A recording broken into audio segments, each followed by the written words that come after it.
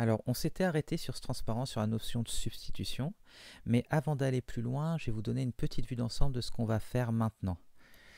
Donc, on avait vu, donc ici, que la logique du premier ordre était semi-décidable. Donc, ce qu'on va construire à partir de maintenant, c'est un système de démonstration automatique, et ce système, il nous permettra de répondre oui si jamais une formule est une tautologie, ou nous dire oui, cette formule-là est conséquence valide de cet ensemble d'hypothèses. Mais par contre, comme on a vu ici, la fois dernière, si jamais la formule n'est pas une tautologie, eh ben, ça peut boucler. Et du coup, on ne sait pas s'il faut attendre encore parce qu'il lui faut plus de temps pour trouver la démonstration, ou si au final, non, ce n'est pas une tautologie. Donc je vais vous montrer le petit logiciel. Donc je vais vous montrer maintenant une vue d'ensemble du petit logiciel qui va nous permettre d'implémenter la résolution. Donc ici, voilà, on pourra écrire un ensemble de formules. Donc ça, c'est un petit puzzle que j'avais donné l'année dernière en DS. Donc on a un ensemble d'hypothèses, donc ici, ces trois formules. Et on veut voir si cette formule-là découle bien de cet ensemble d'hypothèses. Donc est-ce que cette formule-là est bien conséquence valide de ces trois formules-là? Donc là, ici, ça dit quoi? Ça dit pour tout x, si x est un bébé, alors il n'est pas logique. Ensuite, la deuxième, ça dit pour tout x, quelqu'un qui arrive à dompter des crocodiles, il est respecté. Et pour tout x, quelqu'un qui n'est pas logique n'est pas respecté. Donc on veut savoir si de ces trois formules, on peut en déduire quoi du coup? Qu'il n'existe aucun bébé qui sait dompter des crocodiles. Donc le petit logiciel qui est dispo sous Moodle, on va le lancer ici donc avec le puzzle. Et lui, ce qu'il va nous répondre, voilà, il va d'abord nous réécrire, voilà ici, donc la question. Donc ici, on reconnaît les trois formules dans l'ensemble d'hypothèses et la conclusion. Et donc, on va voir notre système de démonstration, donc la résolution, donc ce qu'on va voir juste après. Il va d'abord transformer cet ensemble d'hypothèses et la négation de la conclusion. Donc là, vous devriez reconnaître ce qu'on a vu dans les propositions. Donc on avait un ensemble d'hypothèses comme ici, sauf que c'était plus simple puisqu'on n'avait pas les quantificateurs ici, comme ici et comme là. Et on a la conclusion. Donc on va prendre la négation, on va mettre dans l'ensemble d'hypothèses et on va essayer de montrer donc la clause vide, essayer de montrer la contradiction. Donc la contradiction qu'on retrouve, qu'on voit ici. Donc tout d'abord, il faut faire un ensemble de transformations sur les formules. Et ici, on a ce nouvel ensemble. Et donc, vous voyez, en fait, on ne voit plus de... Il n'y a plus de « il existe », il n'y a plus de « pour tout ». Donc, on va voir comment on fait cette transformation pour éliminer les quantificateurs. Alors, en fait, on va éliminer le quantificateur existentiel puisque les « pour tout » ici sont implicites. Donc, bon, ici, c'est une constante. Je reviendrai bien sûr sur tout ça. Mais là, ici, on a bien une variable. Et devant, en fait, ici, implicitement, il y a un pour tout. On ne le met pas parce qu'il est implicite. Chacune des variables est quantifiée universellement. Donc là ici aussi, pareil, on a un pour tout x ici. Donc normalement, là, il y a le pour tout x. Pareil ici aussi. Donc on va essayer de faire une démonstration, donc la démonstration qui est ici, à partir de l'ensemble ici. Donc là, encore une fois, vous devriez un petit peu reconnaître ce qu'on a vu pendant les propositions. On va avoir ici, par exemple, on va utiliser ces deux clauses et la résolvante sera ici. Pareil, ici, on va faire un ensemble de déduction et on aura ça avec ça, combiné avec ça, nous donnera justement la clause vide. La résolvante, ça sera la clause vide. Donc, on a bien montré que l'ensemble ici était contradictoire et donc c'est bon. Donc voilà ce qu'on va essayer de faire maintenant. Essayer de faire un système de démonstration automatique. Et ce petit logiciel vous aidera, d'ailleurs même pendant vos révisions, où vous pourrez lui donner un ensemble d'hypothèses, voir si la formule ici est bien conséquence valide de cet ensemble d'hypothèses. Et vous voyez, il fait toutes les transformations sous forme clausale, puis la démonstration. Alors il n'y a pas de secret en fait, il est assez bourrin le logiciel, et il peut se mettre à boucler, enfin à prendre beaucoup de temps, même si, par exemple, la conséquence valide est bien vraie. Donc ce qu'on va faire maintenant, en fait, c'est essayer de construire ça, tout ça là. Donc on va commencer par la notion de substitution.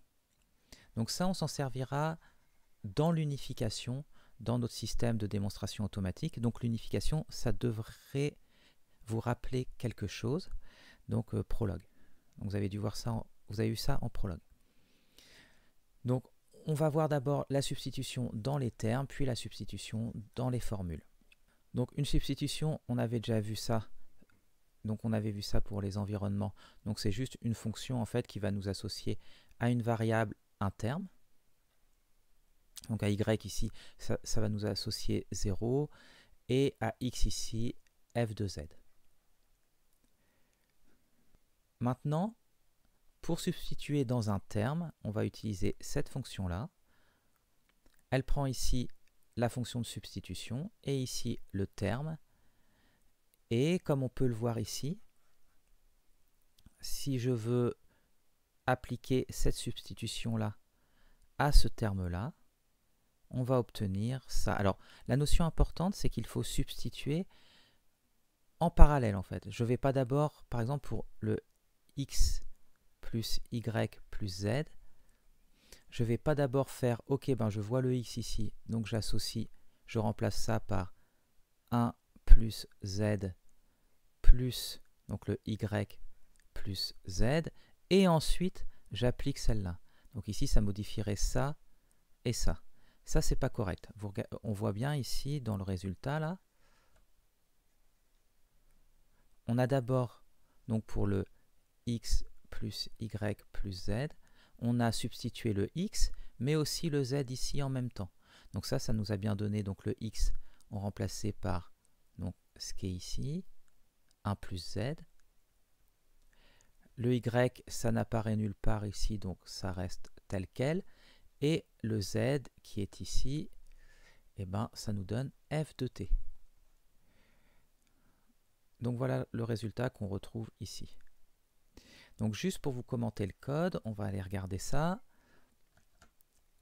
Donc la fonction se trouve ici, on a la substitution et on a le terme. Donc on va d'abord matcher le terme, on regarde si c'est une variable, eh ben, il faut regarder est-ce qu'on peut trouver cette variable x, donc la chaîne de caractères x ici,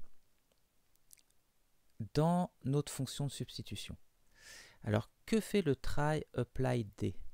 Donc ça va essayer en fait de trouver ce x là dans la substitution. Si c'est présent, eh ben, on rend l'élément associé à x, sinon on rend cette valeur là. Et cette valeur là en fait c'est celle-là, donc on ne touche à rien, c'était exactement, on l'avait pour le y ici. Ça n'apparaissait ni là ni là, donc on laissait, donc voilà, le y ici, pardon, donc ça n'apparaissait pas dans la fonction de substitution ici. Et donc, quand on applique la substitution, on voit que le y ne change pas. Donc, juste pour voir le try apply d. Donc voilà, ici, j'ai ma substitution. Donc oui, ce petit symbole-là, donc x associé à 42, on aurait pu l'écrire aussi comme ça, comme on avait vu la fois dernière. Donc compléter l'environnement ici par cette nouvelle liaison. Mais avec ça, en fait, on crée directement cet environnement-là. Ça va plus vite. Donc ici, si j'essaye d'appliquer cette substitution à la chaîne de caractères x et la valeur par défaut, si je ne trouve pas de correspondance, je donne 300, bah normalement ici, je vais devoir rendre 42 parce que je vois bien apparaître la variable, la chaîne de caractères x. Donc c'est bien ce qu'on obtient. Maintenant, si jamais voilà, je veux appliquer cette substitution, mais à la chaîne de caractères y. Donc là, ça va être bien la valeur par défaut qui va être retournée. Et on obtient bien le 300 ici. Donc ok, on a vu cette partie-là. Maintenant, si c'est une fonction, donc on a le nom de la fonction. Donc ce qu'on fait, ben, on rend la fonction ici, donc avec son nom. Et par contre, on veut substituer dans les arguments. Donc on va rechercher en fait dans la liste des arguments si on trouve une variable qui devrait être substituée en utilisant du coup cette substitution. Donc est-ce qu'une des variables des arguments est présente dans la substitution? Donc comme d'habitude, on fait un petit map donc, sur la liste des arguments et on utilise récursivement notre fonction de substitution ici. Donc voilà pour la substitution. Donc à vous de jouer. Donc faites une petite pause sur la vidéo et essayez d'appliquer la substitution ici à ce terme-là. Donc si on regarde, on va devoir du coup, on a f, le x qui est ici, ben, il apparaît dans la fonction de substitution, donc on va le remplacer par 1 plus x. Et on voit, on ne se met pas à essayer de re-remplacer le x qui vient d'apparaître par ça encore une fois, etc. Indéfiniment. Ensuite, on a plus 3, ça ne change pas, c'est pas une variable donc ça ne va pas changer, fois g de f de z, est-ce que z apparaît? Donc ce z là, oui, il apparaît bien dans la fonction substitution, ça nous rend f de t, ok, virgule, on a le x, oui, il apparaît dans la fonction de substitution, donc on a 1 plus x. Donc voilà le résultat. Alors, on va regarder si je ne me suis pas trompé.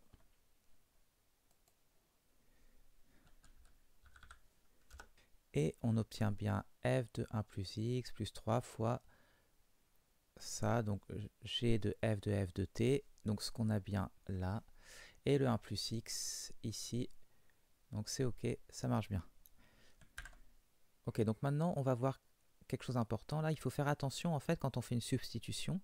Donc par exemple dans cette formule-là, on ne veut pas en fait que, ici par exemple, je veux associer à y, je veux associer x. Et peut-être en fait que mon x, je veux lui associer la valeur 42. Donc le problème, c'est si je fais ça, ici si je remplace le y par un x, et ben le x ici est dans la portée du quantificateur. Donc il est capté maintenant. Donc je ne peux pas en fait appliquer, maintenant je ne pourrais pas appliquer cette substitution après. Dire à x je veux associer 42, ça ne marche pas en fait parce que il faut pour appliquer cette substitution que le x soit libre ici. Là le x n'est pas libre, il est dans la portée de ce quantificateur. D'ailleurs oui, pourquoi on ne substitue pas ici cette variable qui est dans la portée du quantificateur? Parce que ce quantificateur en fait, on pourrait cette formule très bien l'écrire comme ça. Ça serait exactement la même chose. Donc cette variable-là, celle-là, ce sont des variables en fait qui peuvent changer de nom sans affecter le sens de la formule. Donc voilà, donc ce qu'on veut, c'est ne pas faire une substitution comme ici, donc avec le y qui se transforme en x, et que cette variable se fasse capter par un quantificateur. Mais bon, c'est pas dur en fait de se préserver de ça, on a juste en fait besoin de changer le nom ici du quantificateur. Puisqu'on a vu, ça ne change pas le sens de la formule. Dire par exemple tout x p de x, donc p est vrai pour tous les ensembles, tous les éléments du domaine, ou tout y p de y, c'est exactement la même chose, c'est exactement la même formule. Donc ce qu'on va faire en fait, avant d'effectuer des substitutions, on va faire attention que quelque chose qui serait remplacé, donc par exemple ici le y qui serait changé en x, en z, dans celle-là, ne se fasse pas capter. Donc si on reprend l'exemple, ici on voulait associer changer le y en x, donc on se dit ok mais mince si je fais ça, ce quantificateur là va capter mon x, donc on va changer d'abord ça en ça, Et là maintenant, on peut effectuer la substitution du y en x. On obtient ça. Et si maintenant j'avais dans mon environnement x donne 42, et ben là je pourrais bien continuer la substitution et avoir égal 42. Alors on va voir maintenant comment coder cette substitution pour avoir vraiment tous les détails. Donc la première fonction, c'est juste pour donner un nouveau nom à une variable. Donc un peu, on va s'en servir justement pour ça. Là le x, je voulais le changer en z. Donc on va regarder. Ici, j'ai la variable, donc je veux potentiellement la changer si jamais son nom se trouve dans cette liste de chaînes de caractères.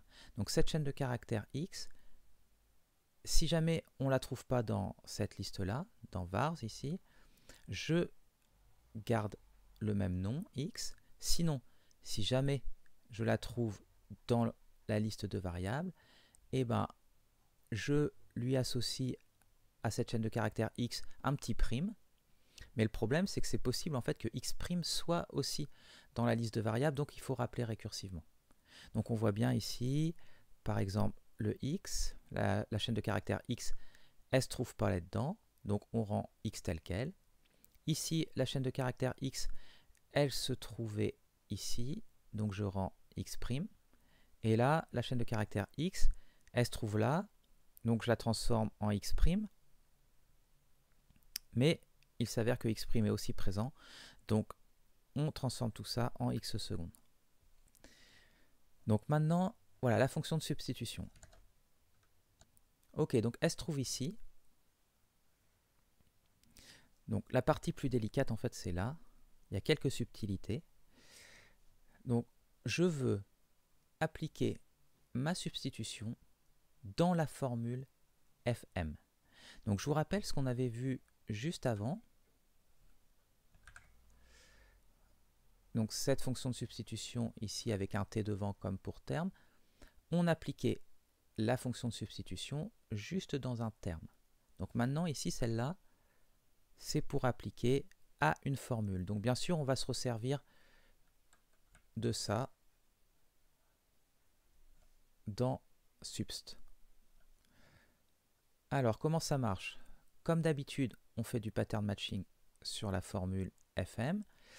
Donc dans les cas ici, false, ça reste false, il n'y a rien besoin de substituer, true, ça reste true, pas besoin de substituer. Maintenant, si jamais on est sur un prédicat ici, donc on a notre prédicat P, de nom P, avec, donc son nom c'est P, avec la liste d'arguments, donc les termes. Donc ce qu'on va faire, ben, c'est, on renvoie toujours, bon, c'est une formule atomique.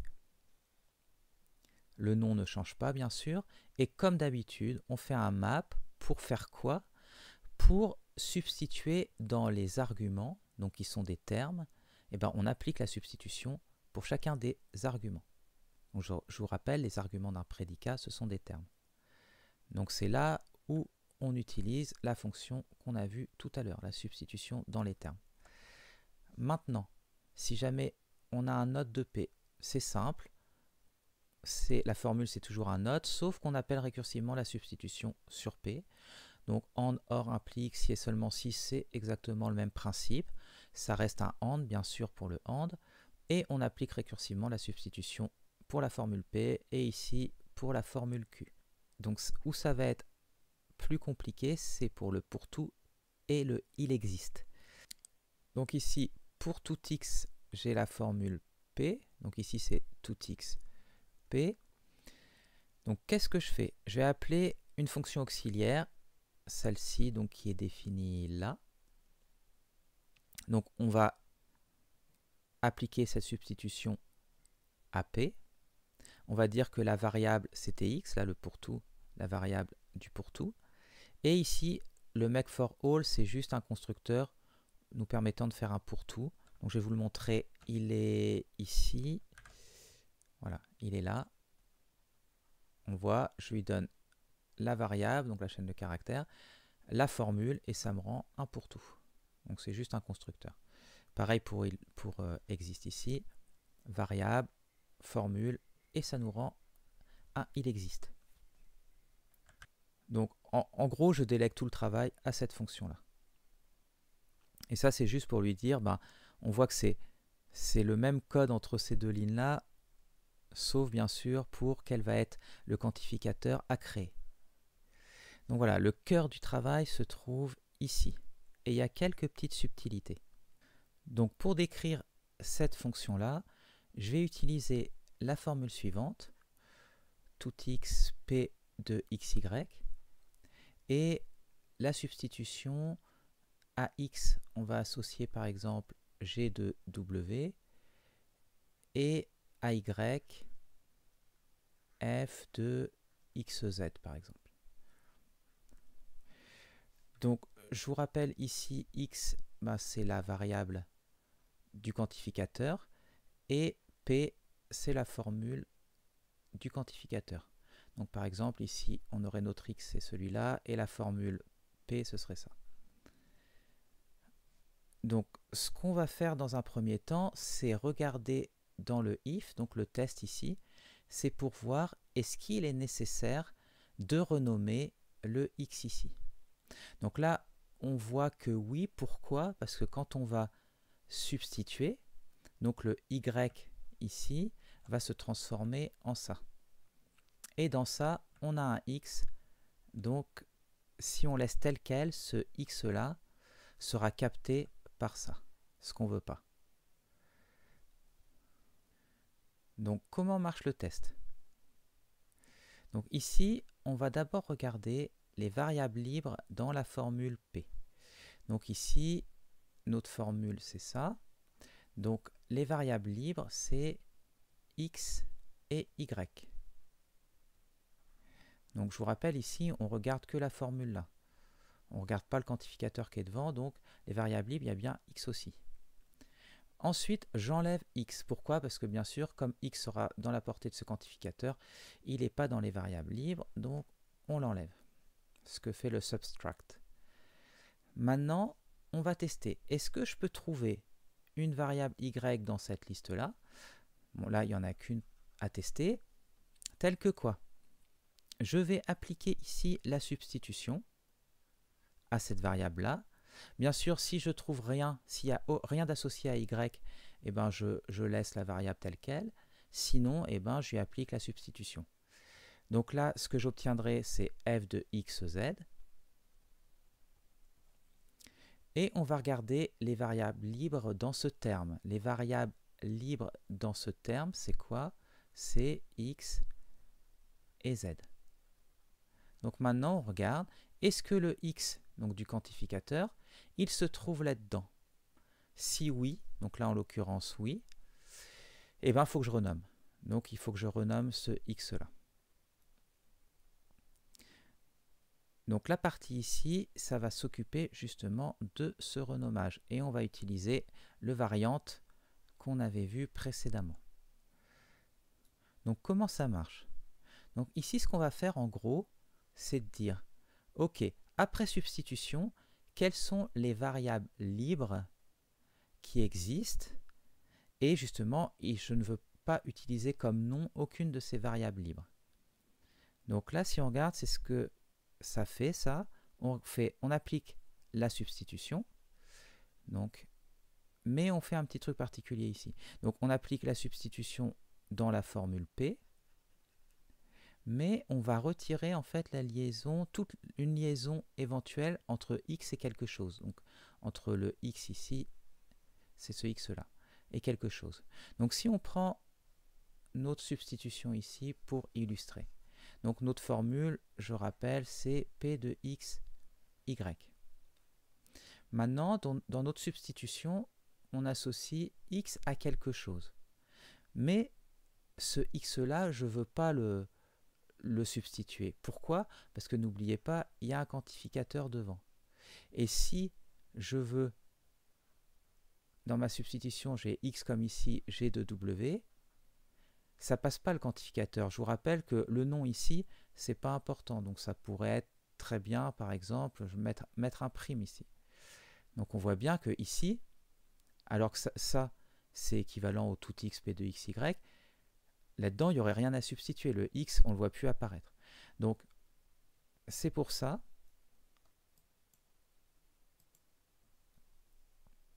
qu'on retire en fait ici le undefined là, c'est pour retirer de notre substitution la liaison ici, on l'enlève. Sinon, le x ici va être remplacé par g de w et on va voir apparaître comme variable libre w. Ok, donc quand on fait ça, maintenant quand on applique la substitution, donc à ça, donc bien sûr celle-là disparaît du coup, puisqu'on a fait le undefined, et bien on obtient quoi? On obtient p de x et le y est remplacé par f de x, z. Donc maintenant, qu'est-ce qu'on fait? C'est les variables libres. On cherche les variables libres là-dedans. Et qu'est-ce qu'on va obtenir? On va obtenir une liste avec x et z. Donc on appelle variante sur ça, donc variante de x, et on va obtenir x', un nouveau nom pour le x, donc ce nom qui va être là. Alors bien sûr, si on n'avait pas eu besoin de changer le nom, on aurait gardé le même x. Et maintenant, dernière étape, on recrée la formule ici. Donc, j'ai un peu tout effacé, mais la formule, si vous vous rappelez, c'était tout x, p de x, y. Donc, on recrée la formule en changeant le nom. Donc ici, maintenant, on va mettre x' à la place. Mais il ne faut pas oublier de changer ce x-là en x'. Donc c'est ce qu'on va faire grâce à ça, en fait. Dans la substitution, ici, on va rajouter cette liaison-là. Donc à x, on va associer la variable, justement, x'. Donc je vous rappelle, la substitution, on avait quoi? On avait dit au début que x était associé à g de w et aussi y à f de xz. Donc là, ce que ça fait, ça, c'est en fait que ça élimine cette liaison-là, puisque ça la remplace par x donne x'. Donc on va maintenant bien substituer dans P, donc c'est-à-dire dans ça, x par x', donc on va obtenir P de x', et on ne va pas oublier de substituer à y f de xz. Donc maintenant, ça nous permet de créer le quantificateur. Donc là, ici, on aurait appelé à partir de là, donc c'était un make for all, le quantificateur, le quant ici. Donc là, ça va nous créer du coup tout x', p de x', f de xz. Et on voit, n'est pas capté par ce quantificateur-là. Donc, bon, c'était quand même un peu subtil, toute cette fonction-là. Mais on va faire juste des exemples après pour fixer les choses. Ok, donc si on regarde un petit exemple, ici, on veut substituer. Donc notre substitution à y, elle associe x, et on veut faire cette substitution dans cette formule-là, donc tout x, x égale y. Donc on voit bien, là c'était le premier problème que je vous avais montré, on ne peut pas remplacer directement y par x, donc d'abord il va y avoir cette transformation, et ensuite, ça, on aura bien le x, ce qu'on retrouve bien ici. Donc ce que fait automatiquement notre petit programme. Donc cette formule-là maintenant, donc ici on a pour tout x', donc oui, ici cette petite notation c'est pour éviter de mettre for all x', c'est un petit raccourci. Donc x égale y implique x égale x'. Donc on veut remplacer y par x, mais là cette fois-ci il faut faire attention parce que si on remplace y par x, on voit que c'est pas possible parce que le x va être capté par celui-là, et si on met que x', le x' sera capté ici. Donc il faut, comme on voit ici, changer les noms ici, et donc on obtient pour tout x', pour tout x seconde, x', donc celui-là, donc maintenant ça devient celui-là, x', alors d'abord je vais remettre avec le y pour que ça soit plus clair, égale, implique x' égale x secondes, et maintenant on peut bien remplacer le y ici par le x, et là c'est bon, le x n'est pas capté ni par celui-là ni par celui-ci. Alors, à vous de jouer sur ces deux exemples-là. Ok, alors on va les lancer pour tester. Ok, alors le premier, qu'est-ce que ça va donner? Donc est-ce que vous avez bien trouvé ça? On obtient ça. Alors, si on le fait à la main, on avait pour tout x, x égale y implique il existe z, tel que z inférieur à t. Donc notre substitution, elle nous disait y, je lui associe x, et j'avais aussi t, je lui associe 1 plus y fois f de z. Alors, le problème du y ici, ça va pas quand on va le substituer, puisque le x va être capté. Donc directement, moi je vais changer le nom ici, on va mettre x', partout, donc ça c'est bon. Et le t ici, on va voir apparaître le z qui est là, donc ça va pas être bon puisque le z va se faire capter par ce il existe. Donc allez, pareil, un petit prime. Et maintenant, je vais être tranquille pour faire les substitutions. Donc j'obtiendrai tout x', x' égale x, implique il existe z', tel que z' est inférieur à 1 plus y fois f de z. Alors, est-ce qu'on obtient... Oui, on obtient bien ça. Ok. Donc, on va regarder le deuxième. Donc, voici. Alors, c'est très proche, en fait, du premier.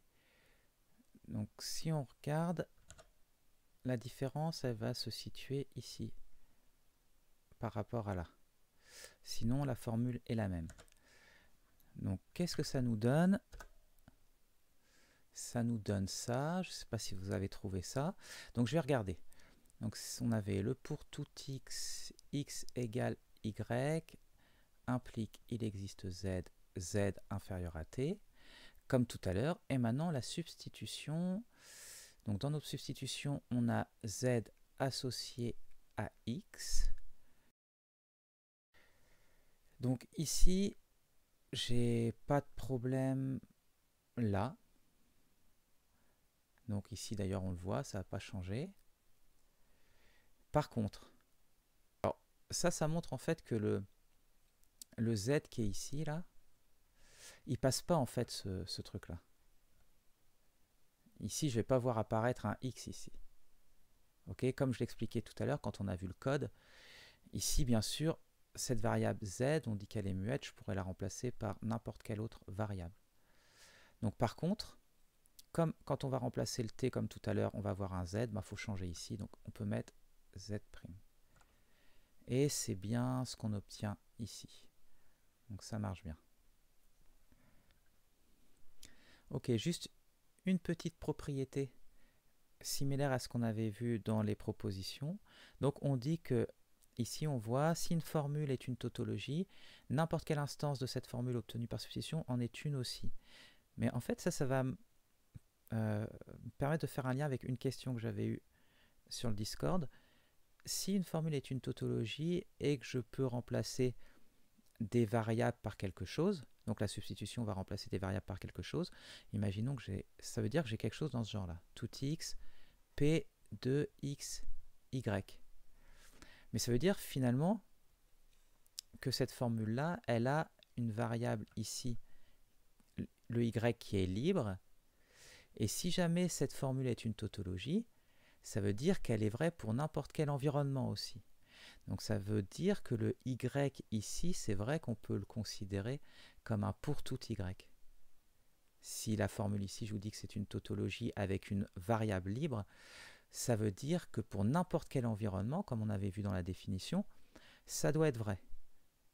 Donc ça veut dire au final qu'on peut considérer cette formule-là comme un pour tout y, p de xy. Donc tout x, tout y, p de xy.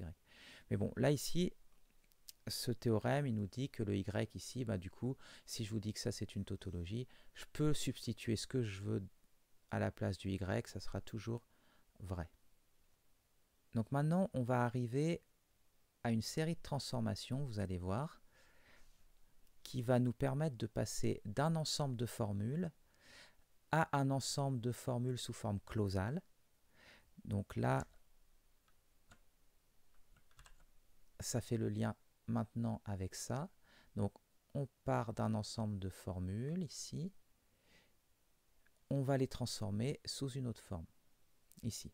Et bien sûr, on va prendre la négation de la conclusion, la mettre là-dedans. Donc ce qu'on va faire, comme dans le langage des propositions, donc ce qu'on avait vu, donc on va transformer l'ensemble des formules sous forme normale conjonctive. Donc on va voir, bon maintenant il y a des quantificateurs, il faut gérer les quantificateurs, mais on va voir comment on va faire ça. Alors un petit truc en fait, c'est qu'on va voir que l'ensemble qu'on va obtenir au final ne sera pas équivalent à l'ensemble de départ.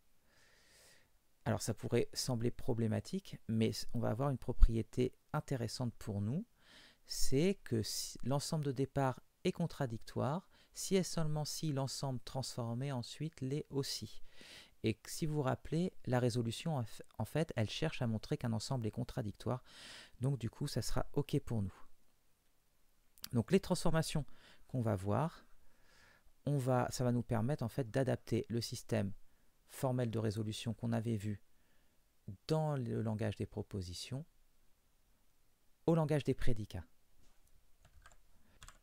Donc ce qu'on va faire maintenant, c'est faire toutes les transformations, donc ces 4 transformations, qui vont nous permettre de passer d'un ensemble de formules donc quelconques à un ensemble sous forme normale conjonctive. Donc ce qu'on avait fait en fait avec les propositions. Et on va, si vous regardez, on regarde une nouvelle fois le petit logiciel, on voit en fait que l'ensemble transformé, il ressemble beaucoup à ce qu'on avait vu dans les propositions. Donc ça va être notre objectif. Pour la prochaine vidéo, on va regarder ces transformations et voir comment ensuite, à partir de ça, eh ben, on peut faire les démonstrations ici.